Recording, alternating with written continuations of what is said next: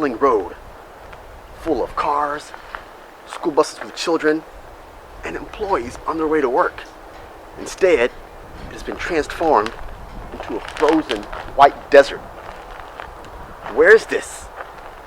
This is right now in the central part of Texas, in the southern part of the United States, in the city of Waco.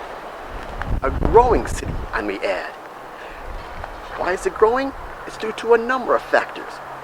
And those factors have all led to a population of wealth and growth in economic growth, as well as tourism growth. One of those reasons with the TV show The Fixer Upper, popularized by the TV presenters Chip and Joanna Gaines. It's about houses, up to date.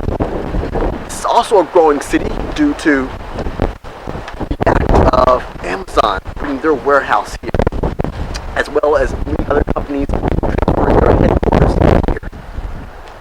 It's also popularized by the Baylor University with recent NCAA wins, both in the men's and the women's side, both in basketball, football, gymnastics, as well as many other sports. Also add the local community college.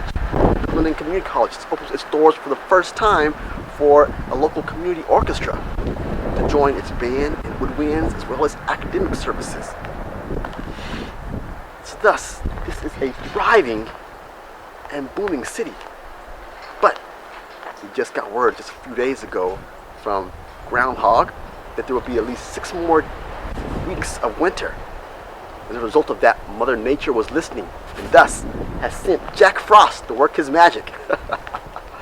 So instead of a bustling city, bustling road full of cars, today it's going to be silent and quiet. You may see mothers and fathers and children creating snow people. You may see a neighbor on their front porch drinking some hot cocoa, or some citizens walking their dogs. Or for most, this may just be a most welcome rest. Whichever way, we hope you enjoy this snow day. Reporting live for Purple News Network, I'm Mr. Purple Leggett. Go in peace.